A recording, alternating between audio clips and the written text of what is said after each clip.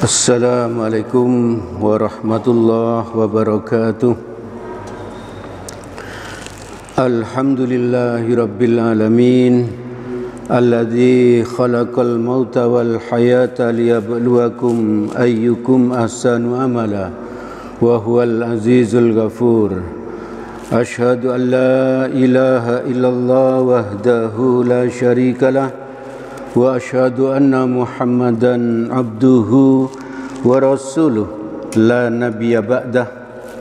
Allahumma salli ala Muhammad wa ala alihi wa ashabihi wa man tabi'ahum bi ihsanin ila yaumiddin.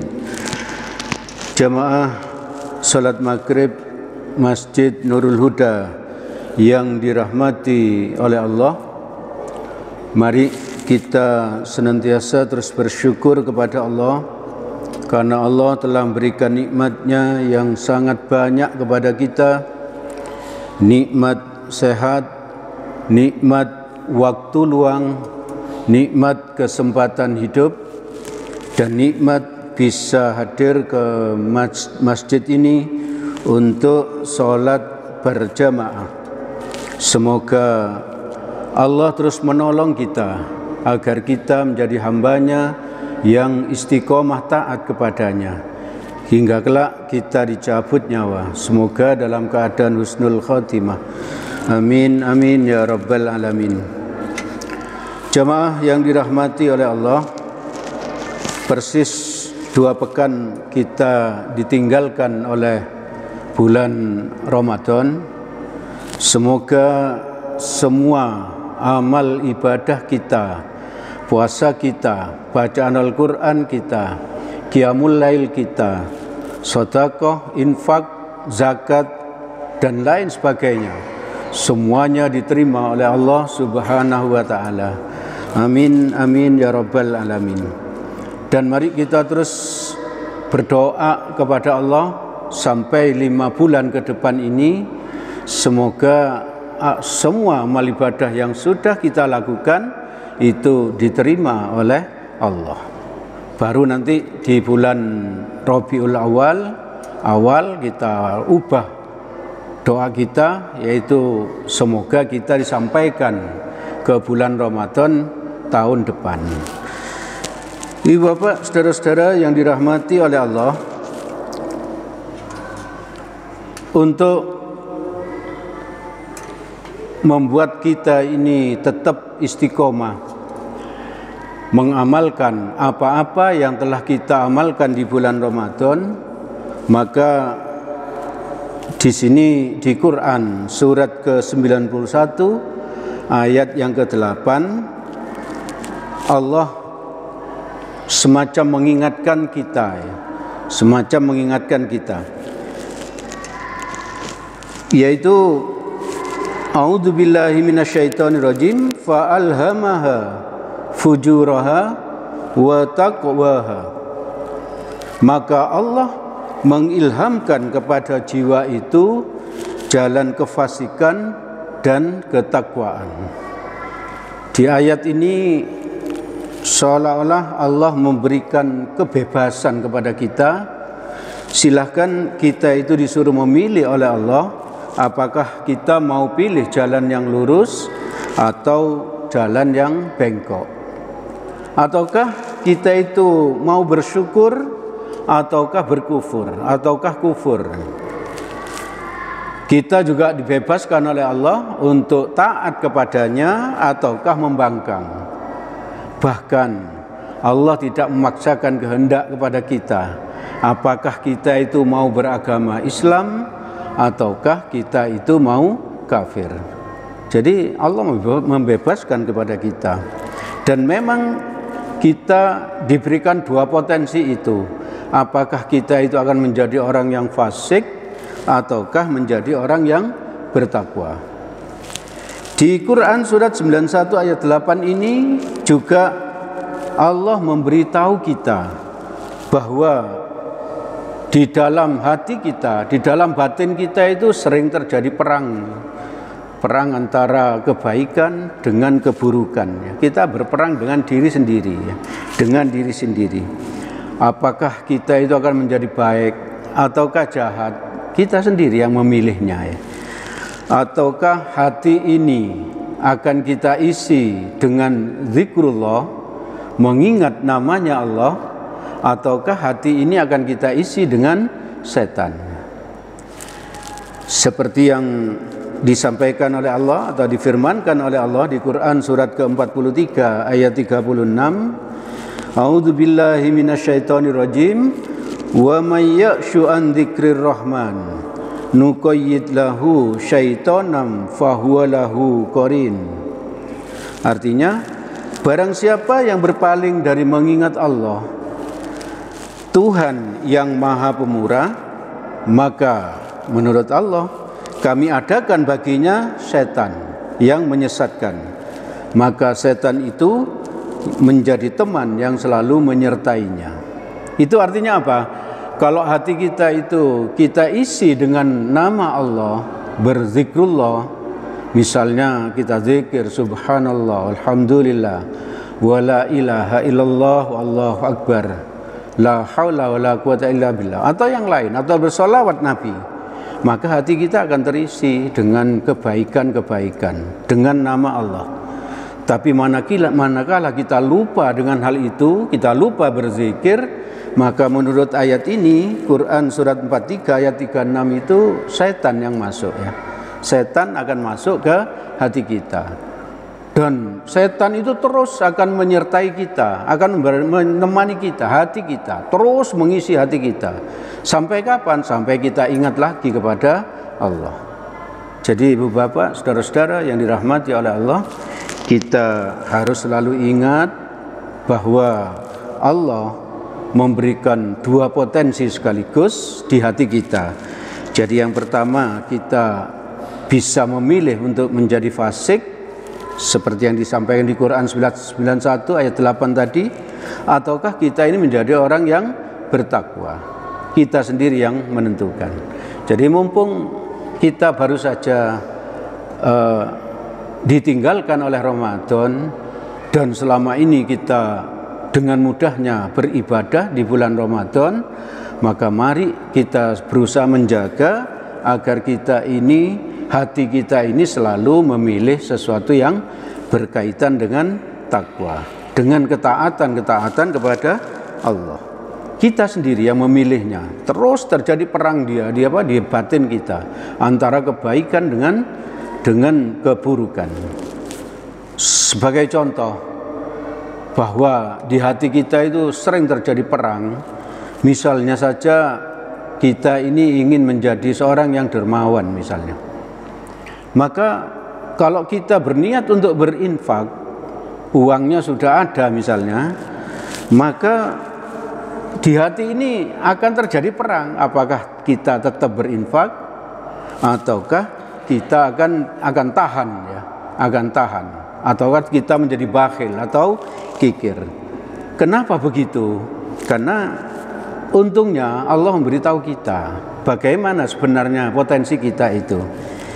Karena menurut Allah kita ini bisa berpotensi untuk menjadi orang kikir, menjadi orang bakhil. Di Quran surat 17 ayat yang ke-100 bagian akhir, A'udzubillahi minasyaitonirrajim, wa kanal insanu qatura, dan adalah manusia itu sangat kikir. Jadi ini Allah memberitahu kita bahwa kita ini punya potensi untuk kikir. Kalau kita biarkan, ya kita akan menjadi kikir sungguhan ya. Kita akan menjadi bakhil sungguhan. Ditambah lagi kita ini sudah punya potensi untuk kikir, ditambah lagi setan itu akan terus menggoda kita. Seperti di Quran surat kedua ayat 268. A'udzubillahi minasyaitonirrajim, asyaitona ya'idukumul faqra wa ya'murukum bil fahsya. Setan itu menakut-nakuti kamu. Ini kata Allah ya. Allah berfirman, maka Allah bilang kepada kita ini kamu, dengan kemiskinan dan menyuruh kamu berbuat kikir. Mari kita renungkan ya. Kita ini punya potensi untuk menjadi orang kikir sebagaimana dijelaskan Allah di Quran surat 17 ayat 100 tadi. Lalu kita ini digoda oleh setan agar menjadi kikir ya. Dengan alasan apa? Kuat. Agar apa? Kalau kita berinfak nanti kita menjadi miskin, menjadi tidak punya, menjadi tidak bisa membayar sekolahnya anak dan lain sebagainya. Setan itu terus akan menggoda kita. Situ sebagaimana dijelaskan Allah di Quran surat yang kedua ayat 268 tadi.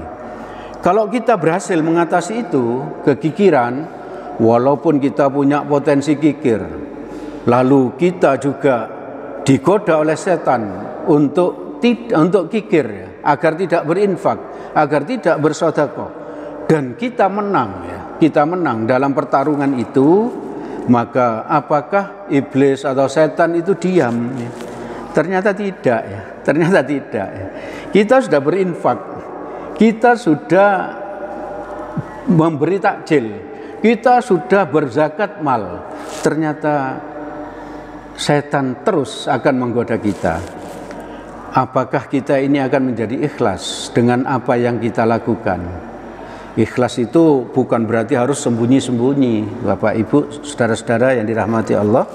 Bisa saja kita berinfak dengan terang-terangan, kita berikan kepada orang, misalnya takjil kita berikan terang-terangan, tapi kita berusaha untuk ikhlas dengan niat apa?